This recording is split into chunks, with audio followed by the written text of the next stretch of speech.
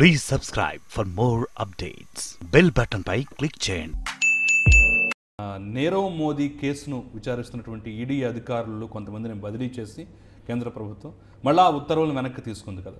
ఏమిటి అసలు ఈ చర్య ఎందుకు జరిగిందంటారు? దీని ద్వారా ఏం సందేశం ఇస్తుంది అసలు? అంటే చాలా తప్పుడు సందేశం.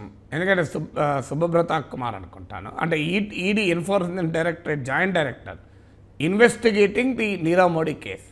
దీంతోపాటు కోల్ స్కామ్ కేసులు కూడా ఆయన ఇన్వెస్టిగేట్ చేస్తున్నారు. ఆయనను బదిలీ చేశారు. మీకు గుర్తుండే ఉంటుంది, సరిగ్గా సిబిఐలో కూడా ఇదే జరిగింది. సిబిఐలో ఏం జరిగింది? CBI director Alok Verma Rafale కుంభకోణంపై విచారణ మొదలు పెట్టబోతున్నాడు అని వార్తలు వచ్చాయి. వెంటనే ఆయన తొలగింపు మనం చూసాం. స్పెషల్ డైరెక్టర్ అని ఒక అతను పట్టుకొచ్చి సిబిఐని ఇన్ఫ్లుయెన్స్ చేసే పని జరిగింది. ఇవాళ enforcement directorate works under the finance ministry. Enforcement director అధికారిని ఎందుకు బదిలీ చేయాలి? ఒకవైపు బ్రిటిష్ అధికారులు ఏమని చెప్తున్నారు, నీరవ్ మోడీని మేము అరెస్ట్ చేయాలంటే మాకు కొన్ని డాక్యుమెంట్లు కావాలి, మేము పంపించమని అడిగితే భారత ప్రభుత్వం ఆలస్యం చేస్తోంది అని ప్రకటించాడు. ఇది ఎవరు నేను చెప్పింది కాదు, బ్రిటిష్ అధికారులు చెప్పింది. ఆ తర్వాత బ్రిటిష్ టెలిగ్రాఫ్ పత్రిక నీరవ్ మోడీని ఒక స్ట్రీట్లో కనబడ్డట్టు ఫోటోలతో సహా ప్రచురించింది. అప్పుడు తప్పలేదు భారతదేశానికి. అంతకుముందు దాకా భారత ప్రభుత్వ బలగాలకు మాట్లాడలేదు. లండన్లో ఉన్నారని చెప్పి టీవీ ఛానల్ చూపెట్టాయి, కానీ ఇండియన్ గవర్నమెంట్ కాగ్నిజెన్స్లోకి తీసుకోలేదు. ఎప్పుడైతే టెలిగ్రాఫ్ పత్రికలో వచ్చిందో ఇక అనివార్యంగా డాక్యుమెంట్లు పంపారు. పంపిన తర్వాత నీరవ్ మోడీ అరెస్ట్ అయ్యారు. నీరవ్ మోడీని ఇప్పుడు ఇక్కడికి పట్టుకురావాలి ఎక్స్ట్రడిషన్. ఇలాంటి కీలక సమయంలో అధికారిని ఎందుకు మార్చాల్సి వచ్చింది? మళ్ళీ వివాదం అవుతుందని గమనించి వితిన్ అవర్స్ మళ్ళీ అతన్ని రీఇన్స్టేట్ చేయాల్సి వచ్చింది. అంటే అర్థం ఏంటి? మరి ఇది నీరవ్ మోడీని కాపాడేందుకు చేస్తున్న పనా? నీరవ్ మోడీ ఇక్కడి నుంచి ఎందుకు వెళ్ళాడు, విజయమాల్యా ఎందుకు వెళ్ళారనే ప్రశ్నలు ఒకవైపు వస్తున్నాయి, లలిత్ మోడీ ఎందుకు వెళ్ళాడు అని. ఇప్పుడు ఆ నీరవ్ మోడీని భారతదేశానికి తీసుకొచ్చేటువంటి ఒక కీలక సమయంలో ఎన్ఫోర్స్మెంట్ డైరెక్టరేట్ ఆ కేసును చూస్తున్న అధికారిని మార్చడం అంటే ఆ కేసు నీరు కారదా, ఆ కేసు బలహీనపడదా? దీనికి ఆన్సర్ ఉండాలి కదా. అందువల్ల ఇలాంటి పరిశోధనా సంస్థ, నేర పరిశోధనా సంస్థల్లో ఆల్రెడీ ఒక వివాదం జరుగుతుంది.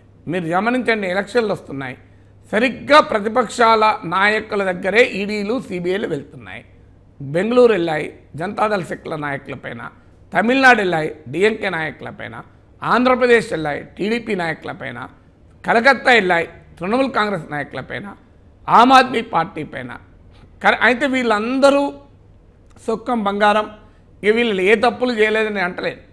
డెఫినెట్గా అందులో కొంతమంది నేరస్తులు కూడా అయి ఉండొచ్చు, కానీ కరెక్ట్గా ప్రతిపక్షాల్లోనే నేరస్తులు ఉంటారా?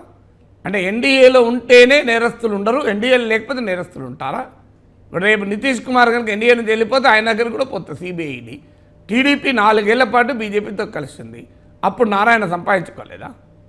అప్పుడు టీడీపీ వాళ్ళు ఎవ్వరూ పారిశ్రామికవేత్తలందరూ కరెక్ట్గా పన్నులు కట్టారా?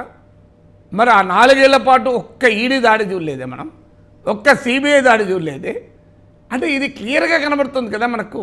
ఏడీఎంకే నాయకులందరూ ఇక దేశంలో అత్యంత నిజాయితీ పరులు, సత్య హరిశ్చంద్రులు, మహాత్మా గాంధీలు, గౌతమ బుద్ధుల అందరూ తెలుసు కదా. ఏడీఎంకే అవినీతి అప్పుడు జయలలిత చనిపోయిన సమయంలో ఎంత భయంకరంగా జరిగింది. ఎమ్మెల్యేలు అటు ఇటు మార్చారు, ఓపీఎస్లు, ఈపీఎస్లు, దినకరన్లు, శశికళలు చూసాం కదా.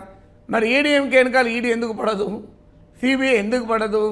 ఇక వాళ్ళు చాలా గొప్ప వాళ్ళ. అందువల్ల ఇది మైనింగ్ మాఫియా వెనకాల ఈడీ ఎందుకు పడదు? యడియూరప్ప ఎందుకు పడదు? ఆయన డైరీలో బయటకు వచ్చినాయి కదా, 1800 కోట్లు నేను పలానా వాళ్ళకి ఇచ్చుకున్నాను రాసుకున్నాడు కదా. అది ప్రూవ్ కాలేదు, కానీ విచారణ అయితే జరపాలి కదా. అందువల్ల ఈ ఒకవైపు నీరవ్ మోడీ లాంటి వాళ్ళ కేసులు విచారించే అధికారులను బదిలీ చేసి అనుమానాలు కారణమవుతున్నాయి. మరొక వైపు ప్రతిపక్షాల వెనకాల ఈ సంస్థలు పడడం, అధికార కూటమిలో భాగమైన వారు ఎవరి జోలికి పోకపోవడం, అసలు ఈ సంస్థల విశ్వసనీయతను, క్రెడిబిలిటీనే క్వశ్చన్ చేసే పరిస్థితికి తీసుకొచ్చారు.